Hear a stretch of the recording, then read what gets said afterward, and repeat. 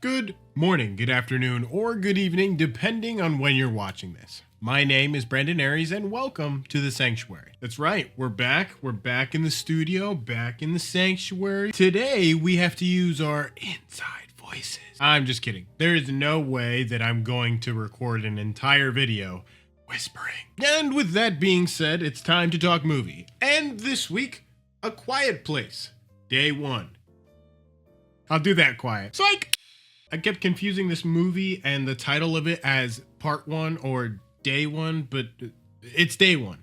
A Quiet Place Day 1. This is the prequel to the original Quiet Place films, so it's literally Day 1. The day where everybody was like, oh my gosh, shut up, this is bad. Everyone learns how to try and live a new life quietly. This film stars Lupita Nyong'o and Joseph Quinn. I think their chemistry really clicked naturally, and it was done out of survival. And the dynamic feels like it wouldn't really be there, especially when you first learn about Lupita Nyong'o's character. She's kind of like standoffish and unapproachable because she's got cancer. In the beginning, she starts off in hospice, but the way she approaches Eric, Joseph Quinn's character, is with delicate, gentle, compassionate parts. Even assuring him like, it's okay, you just gotta be quiet. Because of course, anybody that just like got up from wherever rock they crawled out of and saw that nobody's in the city of New York,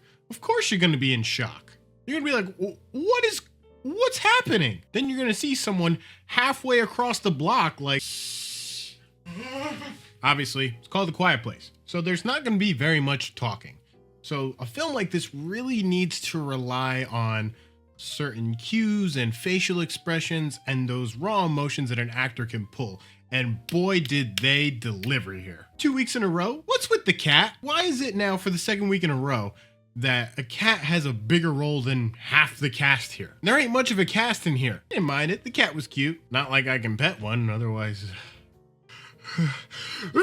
Joseph Quinn's character Eric is no stranger to crawly, scary monster things, especially being in Stranger Things as the fan favorite Eddie Munson. Setting it in New York was definitely the right way to go. Seeing a city as lively and as loud as the Big Apple, to then come to it being decrepit, ran through, desolate, silent, it really adds more to the immersion and the factor of what's going on. There was one thing that they touched on, and it's not going into spoilers, but it's about appreciating the finer things, the smaller things in life. And no, that doesn't mean just going on TikTok. Brain rot. A gripe that I would say that I have with this film is that they don't really give you that second or that scene that really puts you into that state of like, oh my gosh, they figured out how to survive in this quiet circumstance.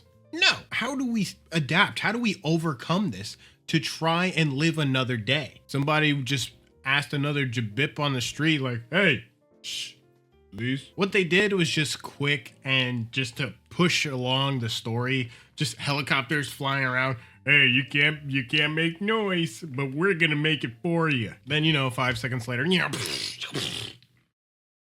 get the picture. Here's another thing that we missed because it seemed like the humans had figured it out. But when did the cat figure it out? Because this cat didn't make a sound the entire film. Like, am I alone in this thought? Like, to me, I feel like if a cat was face to face, like with an alien, it would just start bringing up its paw and ready to freaking smack the crap out of it. But hey, cats are unpredictable. The last thing we're going to talk about is the sound or lack thereof, because it's a quiet place. But there's a good amount of times where you're sitting there, you feel like you're holding your breath just like the stars, and you're in that sense of suspense. Your heart's racing, you're at the edge of your seat, just wondering what's going to happen. Like, what little sound is going to set off everything? I love it. I think something like that is so cool. Final thoughts. I enjoyed this film. I didn't love it as much as I really wanted to because I really liked the past two. And usually when it gets to the third, it's the one that I feel like gets clowned on the most. It's good because it's familiar, but at the same time, you're still looking for different elements in a prequel that really helps set up what the more present ones that we already know would become. That being said, I'm giving A Quiet Place day 1 a 3 out of 5. Folks, leave your suggestions on any other movies to watch. I have a whole list and I want to keep adding for the Sanctuary on Wheels. And yes, we're going to be doing TV shows too. So let me know in the comments down below, because the Sanctuary never stops. Am I right, kiddo? I probably deserve that. In case this movie Love and Loverboy doesn't see you, good afternoon, good evening, and good night. Peace.